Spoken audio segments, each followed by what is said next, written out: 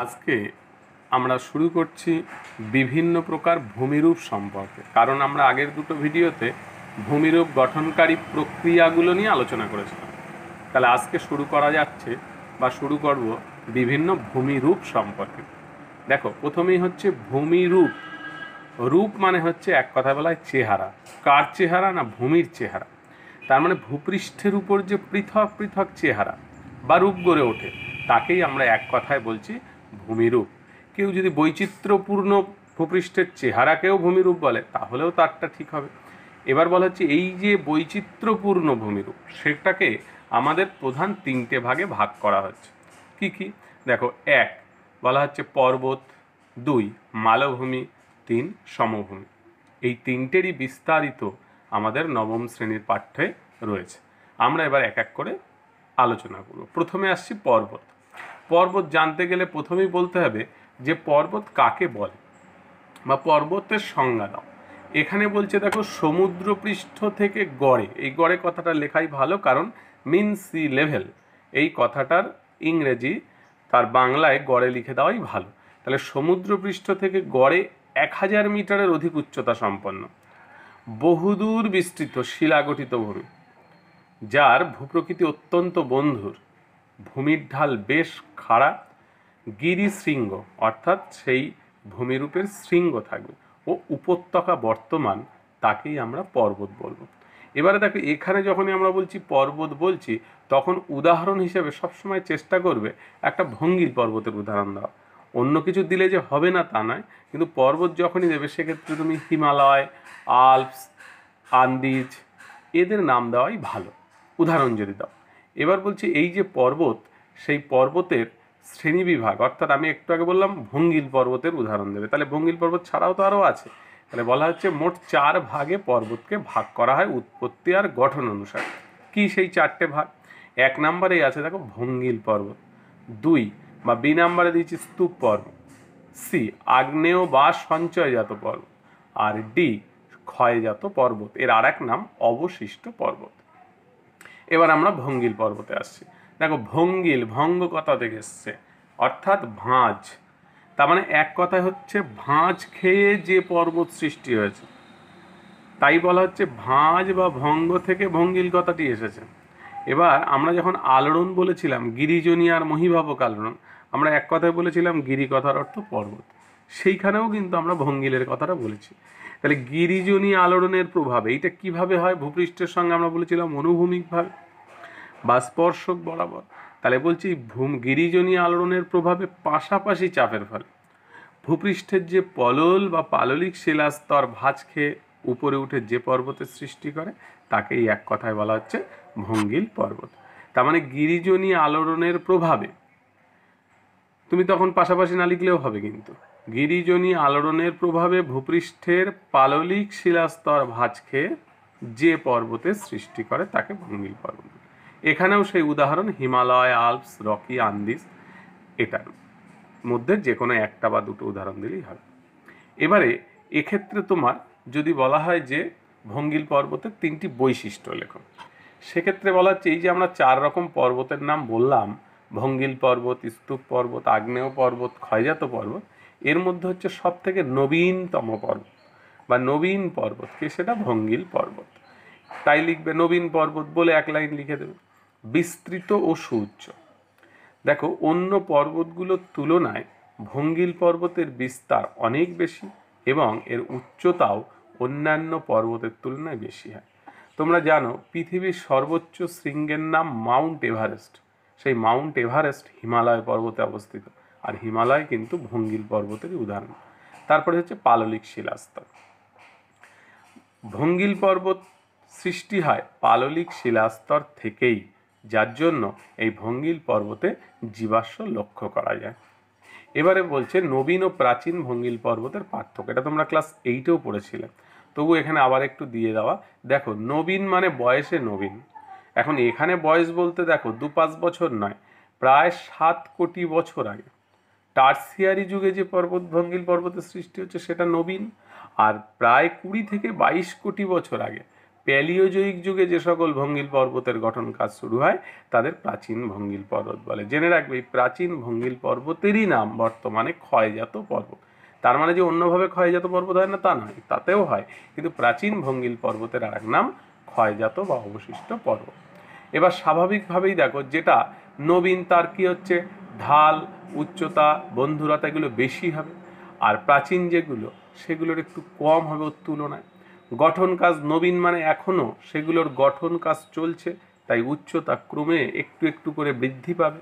আর এর গঠন কাজ, প্রাচীনের গঠন কাজ শেষ, এর উপরে বিভিন্ন প্রাকৃতিক শক্তি ক্ষয় করার জন্য উচ্চতা ধীরে ধীরে কমছে।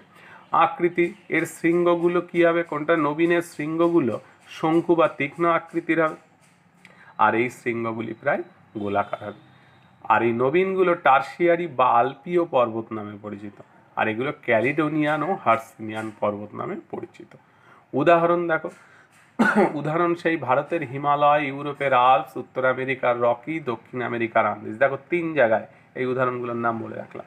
পর্বতের সংজ্ঞায় লিখতে পারছো, হিমালয় পর্বত এই ভঙ্গিল পর্বতের সংজ্ঞায় লিখতে পারছো।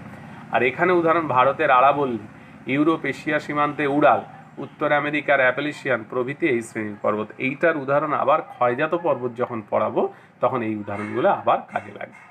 এবার দেখো ভঙ্গিল পর্বতের উৎপত্তি। ভঙ্গিল পর্বতের উৎপত্তি সংক্রান্ত মোট 4টে তত্ত্ব আছে। কি কি না, 1 সংকোচন তত্ত্ব, 2 মহী সঞ্চরণ তত্ত্ব, 3 মহী খাত তত্ত্ব, 4 পাত সংস্থান তত্ত্ব। এর মধ্যে কিন্তু সংকোচন তত্ত্ব এবং মহী সঞ্চরণ তত্ত্ব নবম শ্রেণীর পাঠ্যসূচিতে নেই। আমাদের বড় করে পড়তে হবে মহী খাত তত্ত্ব এবং পাত সংস্থান তত্ত্বটা। তবু ওই সংকোচন তত্ত্বটা, মহী সঞ্চরণ তোমরা এইটে পড়েছো, সংকোচন তত্ত্বটা একটুখানি বলে নিই। বলছে পৃথিবী প্রথমে উত্তপ্ত অবস্থায় ছিল, তাপবিকিরণের মধ্যে যখন শীতল হয় তখন কি হয়, ভূপৃষ্ঠ সংকুচিত হওয়ার জন্য যে কোমল পাললিক শিলা সেগুলোর উপর ভাঁজ সৃষ্টি করে ভঙ্গিল পর্বত সৃষ্টি করেছে। দেখো তত্ত্ব মানে কিন্তু সূত্র নয়, তত্ত্ব মানে তার সমালোচনা থাকবে। তাহলে এই যে তত্ত্ব, এটা খুব বেশি গ্রহণযোগ্যতা কিন্তু ভৌগোলিকদের মধ্যে আসেনি। তাই বলে এই তত্ত্বের যে কোনো মূল্য নেই তা নয়, কারণ একটা তত্ত্বের পরেই আস্তে আস্তে আস্তে আস্তে আরও বেশি আধুনিক বা বৈজ্ঞানিক তত্ত্ব প্রতিষ্ঠিত হয়। এরপরে যেটা আসলো মহী সঞ্চরণ তত্ত্ব, এটাও তোমরা ক্লাস 8-এ বড় করেই পড়েছো, 2য় অধ্যায় অস্থিত পৃথিবীতে। সেখানে বলা হয়েছিল জার্মান ভূবিজ্ঞানী আলফ্রেড ওয়েগনার 1912 খ্রিস্টাব্দে এই তত্ত্বের অবতারণা করেন। তার যে বইটা, সে বইটার নাম ছিল Die Entstehung der Kontinente and Ozeane, German ভাষায়। তার মতে কি ছিল না, অতি প্রাচীনকালে পৃথিবীর মহাদেশগুলো একত্রে একটা ভূখণ্ডের অন্তর্গত ছিল। তিনি যার নাম দিয়েছিলেন প্যানজিয়া, আর এই প্যানজিয়াকে ঘিরে থাকা সমুদ্র বা জলভাগের নাম দিয়েছিলেন প্যানথালাসা। মেসোজয়িক যুগ থেকে বা কার্বনিফেরাস যুগের শেষ থেকে এই প্যানজিয়ার ভাঙন শুরু হয় বলে তিনি মনে করেন। কেন ভেঙেছে না, তিনি 2টো বলের কথা বলেছেন। একটা জোয়ারি বল যেটা পশ্চিমমুখী সরণের জন্য দায়ী, আর একটা বলেছেন বৈষম্যমূলক অভিকর্ষীয় বল। এর প্রভাবেই প্যানজিয়ার ভাঙন হয় ও বিচ্ছিন্ন হয়ে সরে যাওয়ার সময় প্রবল পার্শ্বচাপের ফলে সমুদ্রগর্ভের কোমল পাললিক শিলাস্তর ভাঁজ খেয়ে ভঙ্গিল পর্বতের সৃষ্টি হয়েছে। যেমন উনি বলেছিলেন উত্তর আমেরিকা ও দক্ষিণ আমেরিকার ভূখণ্ড পশ্চিমে সরে যাওয়ার জন্যই প্রশান্ত মহাসাগরের যে পলিরাশি, সেই পলিরাশি সংকুচিত হয়ে উত্তর আমেরিকায় রকি ও দক্ষিণ আমেরিকায় আন্দিজ পর্বতের সৃষ্টি করেছে। কিন্তু হিমালয় পর্বত উৎপত্তির ক্ষেত্রে তার এই তত্ত্ব দিয়ে তিনি পুরো ব্যাখ্যা করতে পারেননি। তাই এই তত্ত্ব পরবর্তীতে আবার যে তত্ত্ব আসলো সেটা হলো মহী খাত তত্ত্ব। এই জায়গার থেকে তোমাদের 9-এ ভালো করে পড়তে হবে। মহী খাত কাকে বলে না, মহী খাত বলা হচ্ছে এক কথায় অগভীর সমুদ্র। তাহলে এই মহী খাত তত্ত্বর জনককে কোবারের নাম মনে রাখতে হবে। অনেকেই একটা তত্ত্বের পিছনে গবেষণা করেন, কিন্তু তার মধ্যে কোনো 1জন 2জন বা কয়েকজন খুব বেশি জনপ্রিয়তা শিখরে চলে যান, কারণ তিনি ওটাকে আরও বেশি সুন্দরভাবে উপস্থাপন করেন। তাই এখানে বলছে দেখো, বহু বিজ্ঞানী মহী খাত থেকে ভঙ্গিল পর্বতের উৎপত্তি ব্যাখ্যা করলেও বৈজ্ঞানিক ভিত্তিতে এই তত্ত্বটি প্রতিষ্ঠিত করেন জার্মান ভূতত্ত্ববিদ কোবার। এই কোবারের নাম তোমাদের খুব মনে রাখতে হবে, কারণ মাঝে মধ্যেই আসে মহী খাত তত্ত্বের প্রবক্তাকে বা জনককে, তখন কিন্তু লিখতে হবে কোবার। তার মতে মহাদেশের অভ্যন্তরে সমুদ্র স্থলভাগের সংযোগস্থল। যে অবনমিত দুর্বল অগভীর জলাভূমি অবস্থান করে তাকেই বলছে মহীখাত। এখন এই মহীখাত থেকে ভঙ্গিল পর্বতের যে উৎপত্তি তিনি 3টি পর্যায়ের ভাগ করে আলোচনা করেছেন। প্রথম পর্যায় বলছি, এই পর্যায়ে মহীখাতের পার্শ্ববর্তী যেসব কঠিন ভূভাগ সেখান থেকে নদী বিভিন্ন পলি বয়ে এনে ওই মহীখাতে সঞ্চয় করে। ওই মহীখাতে পলি সঞ্চিত হয়ে পাললিক শিলায় পরিণত হয়। এই যে পাললিক শিলায় পরিণত হচ্ছে এই পর্যায়টাকে বলা হয় শিলায়ন বা লিথোজেনেসিস। এটাও শর্ট কোশ্চেনে আসে। অর্থাৎ মহীখাত তত্ত্ব অনুযায়ী পাললিক শিলায় পরিণত হওয়ার প্রক্রিয়াটা বা প্রথম পলি সঞ্চয়ের প্রক্রিয়াটা কি নামে পরিচিত? উত্তর হবে শিলায়ন বা লিথোজেনেসিস। এবার দেখো, যত পলি জমবে তত ওই জায়গাটা কি হচ্ছে, অনেক বেশি ভার বা ভারী হয়ে যাবে। তাই বলছে দেখো, কোটি কোটি টন পলির ভারে মহীখাতের তলদেশে ক্রমশ বসে যেতে থাকে। তাহলে এই যে তলদেশ ক্রমশ বসে যেতে থাকে, ফলে দুপাশের কঠিন ভূভাগ আরও কাছে চলে আসে। দেখো, মনে করো দুপাশে একটা যে কোনো একটা বই বা খাতা তুমি ধরে তার মাঝখানটা যদি তুমি ক্রমশ চাপ দাও, তাহলে দেখবে দুপাশটা আস্তে আস্তে এগিয়ে আসছে দুটো খণ্ডে। তাহলে এই দুপাশের অংশটা যে ক্রমশ এগিয়ে আসছে, তাহলে এই কঠিন ভূভাগও পরস্পরের কাছাকাছি চলে আসার ফলে মহীখাত ক্রমশ সংকীর্ণ ও গভীর হয়। অর্থাৎ তোমার যে খাতাটা তুমি ধরে রেখেছো তার মাঝখানে যত চাপ দেবে, আগে যতটা জায়গা ছিল তার থেকে তোমার হাত দুটো আরো কাছে চলে আসে। দ্বিতীয় পর্যায়ে বলছে দেখো, এই পর্যায়ে মহীখাতে আরও পলির সঞ্চয় ঘটছে। তাহলে আগে যা ঘটেছে তার থেকে আরও বেশি ঘটবে। ফলে দুটো কঠিন ভূভাগের চাপে মহীখাতের পলিরাশি ভাঁজ খেয়ে ধীরে ধীরে উপরে উঠে ভঙ্গিল পর্বতের সৃষ্টি হয়। এই অবস্থাকে বলা হয় গিরিজনী পর্যায়। গিরি মানে পর্বত। এবার পর্বত হয়ে গেল। এবার এর উপরে এই যে পর্বত সৃষ্টির পরেও তো কিছু কাজকর্ম হবে উপরিভাগে। তাই বলছে তৃতীয় পর্যায়ে, এই পর্যায়ে ক্ষয় কার্যের মাধ্যমে পর্বতের উচ্চতাও ক্রমশ কমতে থাকে ও পর্বত গাত্রে ভাস্কর্য অর্থাৎ বিভিন্ন রকমের বৈচিত্র্যপূর্ণ বিষয় বা বৈচিত্র্যপূর্ণ রূপের সৃষ্টি হয়। বর্তমানে নবীন ভঙ্গিল পর্বতগুলির যেমন উত্থান ঘটছে, তেমনি নগ্নি ভবনের ফলে উচ্চতাও কমছে। নগ্নি ভবন কাকে বলে না, এক কথায় আমরা যেটা বলতে পারি আবহবিকার প্লাস ক্ষয়ীভবন প্লাস পুঞ্জিতকায়। অর্থাৎ পদার্থগুলো যখন অপসারিত হয়ে যাবে তখন তাকে যে অভ্যন্তর ভাগ বেরিয়ে আসে, তখন আমরা সেই টোটাল প্রক্রিয়াটাকে বলছি নগ্নি ভবন। তাহলে দেখো, উদাহরণ হিসাবে বলছে, আজ যেখানে হিমালয় সহ মধ্য এশিয়ার অন্যান্য পর্বতসমূহ হিন্দুকুশ, কুয়েনলুন, আলতিনতাক, টিয়েন শান এসব পর্বত আছে, সেখানে প্রাচীনকালে ছিল টেথিস নামে একটা মহীখাত। টেথিসের উত্তরে এবং দক্ষিণে, অর্থাৎ উত্তরে ছিল আঙ্গারাল্যান্ড, দক্ষিণে ছিল গন্ডোয়ানাল্যান্ড। আমরা তো এখানে লিখে দিচ্ছি দেখো, উত্তরে এবং দক্ষিণে ছিল যথাক্রমে আঙ্গারাল্যান্ড ও গন্ডোয়ানাল্যান্ড। এটাও শর্ট আসে যে উত্তরাংশের নাম কি, দক্ষিণাংশের নাম কি। তো সেক্ষেত্রে একটা হচ্ছে আঙ্গারাল্যান্ড আর দক্ষিণাংশ হচ্ছে গন্ডোয়ানাল্যান্ড। এই দুটো কঠিন ভূভাগ থেকে উৎপন্ন নদীসমূহ টেথিসে পলি সঞ্চয় করতে থাকে এবং টেথিসের অবনমন ঘটে। ফলে দুই কঠিন ভূভাগ পরস্পরের কাছে চলে আসে এবং টেথিসের পলি ভাঁজ খেয়ে উপরে উঠে সৃষ্টি হয় হিমালয়ের সমেত মধ্য এশিয়ার অন্যান্য পর্বত। তাহলে এখানে সবসময় মনে রাখবে, যখনই তোমরা লিখবে উদাহরণ কিন্তু দিতেই হবে। উদাহরণ যদি না দাও তাহলে কিন্তু নাম্বার কেটে নেবে। এবং এই উদাহরণের সঙ্গে সঙ্গে তোমাদের কিন্তু প্রাকৃতিক ভূগোলে চিত্র খুব গুরুত্বপূর্ণ। তাহলে সেই জন্য তোমাদের এখানে চিত্রটাও কিন্তু দিতে হবে। এবার চিত্র যখন হবে তুমি একটা স্টেজে দিতে পারো, অথবা ওটাকে তুমি ভেঙে ভেঙেও দুটো তিনটে দিতে পারো। দেখো, মহীখাতের যে ছবিটা, এটা তোমাদের বইয়ের একটা অংশ আমি দেখাচ্ছি। এই যে অংশটা, প্রথমে মহীখাতে পলি সঞ্চয় হচ্ছে, তারপরে দেখো এই মধ্যবর্তী যখন হচ্ছে, এই দুপাশ থেকে চাপ দিয়ে কাছে এসে পর্বতের সৃষ্টি হচ্ছে, থার্ড পর্যায়ে গিয়ে পর্বত হলো এবং তার উপরে বিভিন্ন বৈচিত্র্যপূর্ণ ভূমিরূপটাও গঠন হলো। তাহলে তিনটে পর্যায়ের মধ্যে দিয়ে তোমরা এটাকে দেখাতে পারো। এইবারে যেটা আমাদের সব থেকে ইম্পর্টেন্ট, যেটা পরীক্ষায় 5 নম্বরে আসার সম্ভাবনা প্রবল, সেটা হচ্ছে পাত সংস্থান তত্ত্ব বা প্লেট টেকটনিক থিওরি। এবার এই পাত সংস্থান তত্ত্বটা একটু বড় করে আমরা এখানে আলোচনা করব, কিন্তু পরীক্ষার সময় সবটা না লিখলেও উপরের দিকে যে আমরা বলে দিচ্ছি বোঝানোর সময় কিছুটা কথা কমিয়ে দেবে তখন, কারণ এখান থেকে পার্ট পার্ট করে 2 নম্বরে আসতে পারে। তাহলে পাত সংস্থান তত্ত্বর ইংরেজি নাম প্লেট টেকটনিক থিওরি। তাহলে প্রথমেই জানতে হবে পাত। তাহলে পাত সংস্থান যখন, তাহলে পাত কাকে বলে না, বলছে পৃথিবীর বাইরের আবরণ কতগুলো অনমনীয় ও কঠিন খণ্ডে বিভক্ত, এই এক একটা খণ্ড হলো পাত।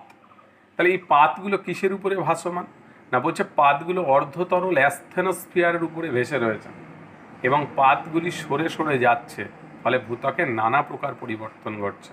তোমরা এইটা পড়েছিলে, পরিচলন স্রোতের জন্য পাতগুলো সরে যায়। এবার এই পাত যেমন আগে বললাম আমরা মহীখাত তত্ত্বের জনক কোবার, ঠিক পাত সংস্থান তত্ত্বের জনক বলা হয় পিচোকে। কিন্তু প্রথম পাত কথাটা কে করেন, আরও অন্যান্য কারা ছিলেন সেটা একটু জেনে নাও।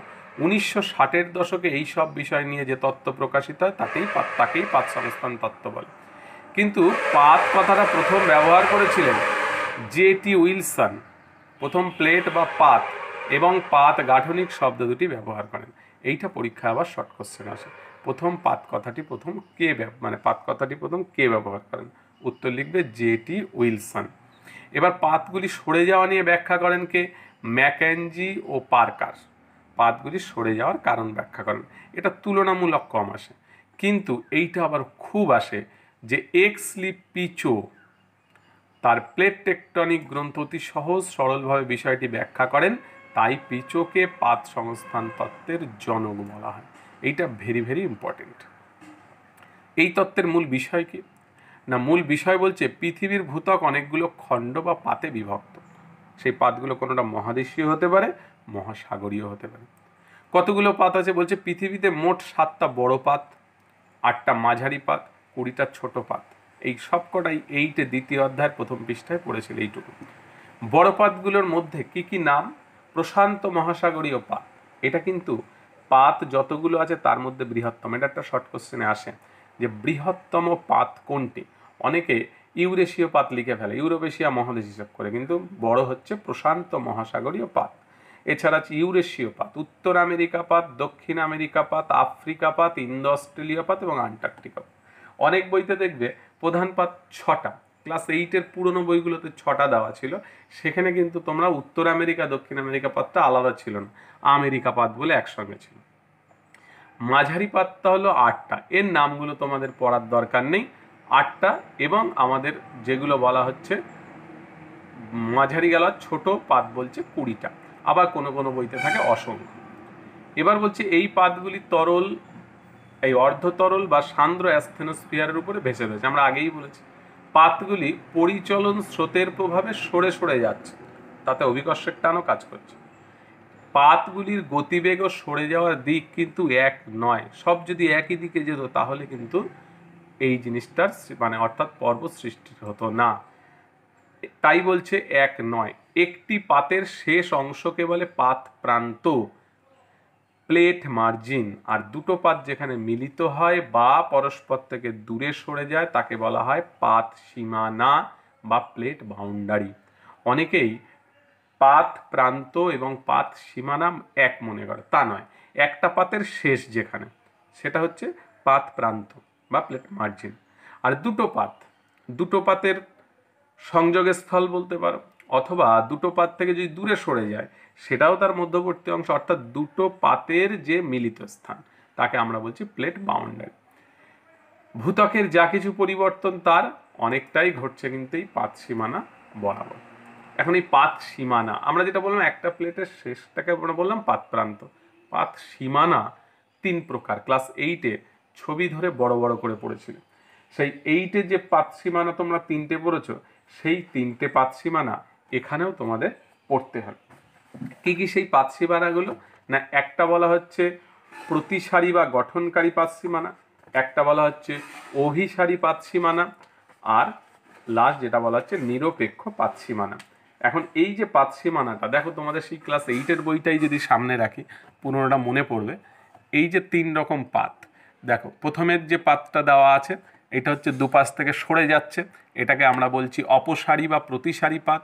তারপরে মাঝখানে যেটা রয়েছে দুটো পাত পরস্পর কাছে আসছে, এটা অভিসারী পাত। আর যখন পাশে চলে যাচ্ছে তখন তাকে আমরা বলছি নিরপেক্ষ পাত বা ট্রান্সফর্ম প্লেট। তো এবার বলছে দেখো বিভিন্ন প্রকার পাত সীমানায় প্রথমে বলছে প্রতিসারী, যখন দুটো পাত পরস্পর থেকে দূরে সরে যায়। তাহলে দুটো যদি দূরে সরে যায় তখন তার মধ্যবর্তী অংশে ম্যাগমা বেরিয়ে জমাট বাঁধায় নতুন ভূভাগের সৃষ্টি হয়। তাই একে বলা হচ্ছে গঠনাত্মক পাত সীমানা, যেমন মধ্য আটলান্টিক শৈলশিরা বরাবর সীমানা। এবারে দেখো অভিসারী বা ধ্বংসাত্মক পাত সীমানা। দুটো পাত, আগের দুটো পরস্পর দূরে সরে গেল, এবার বলছে দুটো পাত যদি পরস্পরের দিকে অগ্রসর হয় বা কাছাকাছি আসে তখন তাকে আমরা বলছি অভিসারী পাত সীমানা। কাছাকাছি আসলে কি হবে, একটি পাত আরেকটি পাতের ভিতরে প্রবেশ করবে, যেটা ভারী পাত সেই অভ্যন্তরভাগে প্রবেশ করবে, ফলে কি হচ্ছে ওই পাতের বেশ কিছুটা অংশ ধ্বংস হয়ে যায়, তাই একে ধ্বংসাত্মক পাত সীমানা বলে। যেগুলো ভঙ্গিল পর্বত আমরা বলেছিলাম, রকি আন্দিজ হিমালয় পর্বতের পাত সীমানা বরাবর এর উদাহরণ। নিরপেক্ষ পাত সীমানা বলছে চ্যুতিরেখা বরাবর পাতগুলি পরস্পরের পাশ কাটিয়ে চলে গেলে তাকে নিরপেক্ষ পাত সীমানা বলে বা ট্রান্সফর্ম পাত সীমানা বলে। ক্যালিফোর্নিয়ার পশ্চিমে সান আন্দ্রিয়াস চ্যুতি এরকম পাত সীমানার উদাহরণ।